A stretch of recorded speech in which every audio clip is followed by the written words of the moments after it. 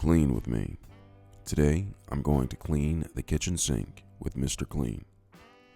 Mr. Clean kills up to 99.9% of bacteria when used accordingly. The first thing that I'm going to do is put on gloves. Putting on gloves protects me from the chemicals in Mr. Clean, as well as keeping my hands from becoming irritated. Next, I'll get a rag as well as a non-metallic scouring scrub. Then I'm going to take things such as orange peels or anything else that's in the sink and let them go down the garbage disposal.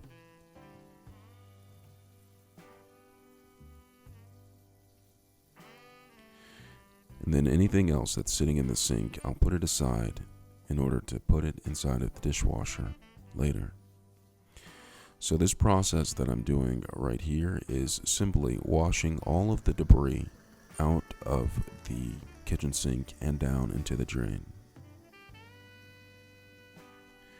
As you can see, I'm getting all four sides of the wall, all the way up to the lip of the sink.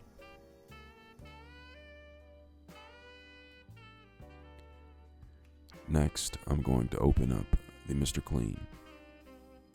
This particular bottle is a lemon scent Mr. Clean.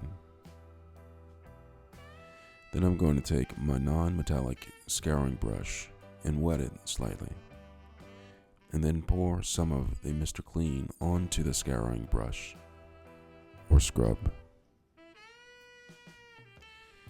and scrub around the kitchen sink, starting on the walls near the lip of the kitchen sink, making sure to get everything inside of the sink, including this detergent bottle, which I happen to keep in the sink. It's important to clean this because this also accumulates germs. Next, I'm going to scrub the bottom of the sink, making sure to use a little bit of elbow grease in order to get all of the things that are stuck on the bottom of the kitchen sink off.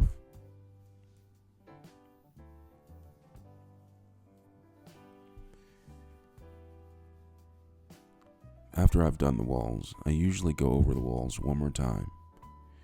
I do this because the first time that I go around on the walls, it does take off some of the dirt and grime, but there are some spots of dirt and grime that won't come off because they need to be dissolved slightly.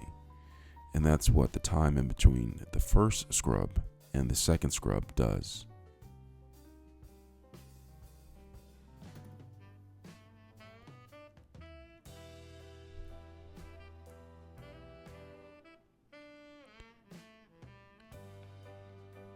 After I've scrubbed around inside of the kitchen sink, I'm just going to let the solution dissolve some of the grime that did not come off. As you can see on the back of the labeling, it says it's AntiBacterial, and on the front it says kills up to 99.9% of bacteria when used accordingly.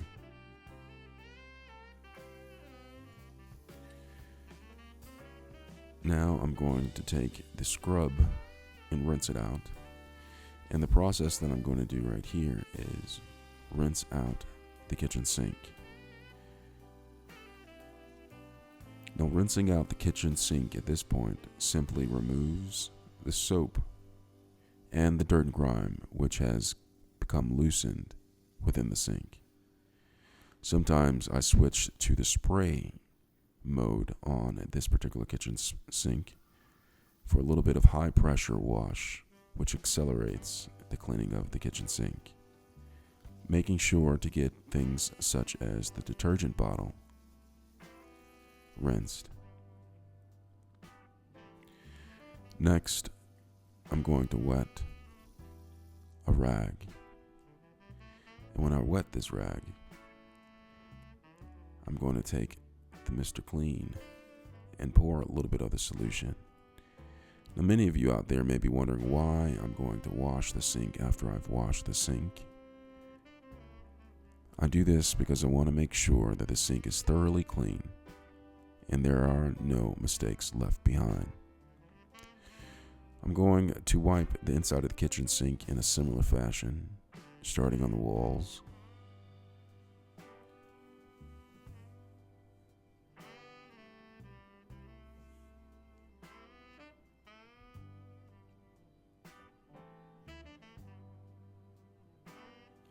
Making sure to wipe things such as the spigot with the Mr. Clean. The spigot often gets overlooked, but it's part of the sink too.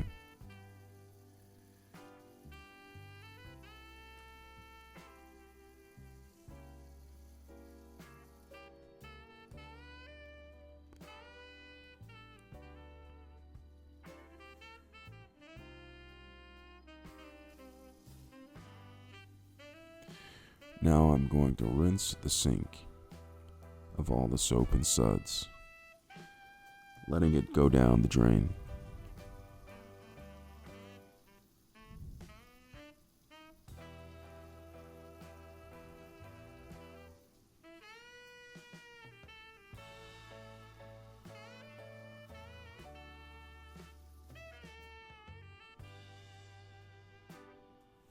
One important thing to do is always wipe around the countertop around the sink.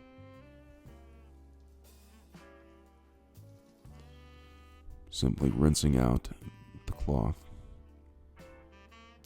ridding it of the soap and suds that were inside of it. Next, I'm going to use Windex Original and spray the inside of the sink with Windex. Now, doing this with Windex is going to leave the stainless steel interior of the sink nice and shiny. I'm going to take a new rag and just simply wipe around the top of the sink and then go in and get the walls of the sink, wiping down the floor of the sink and then coming back up around the lip of the sink. Also wiping down the detergent bottle, making sure that's nice and clean and shiny. When I'm done, replace the stopper back into the sink. Thank you for cleaning with me.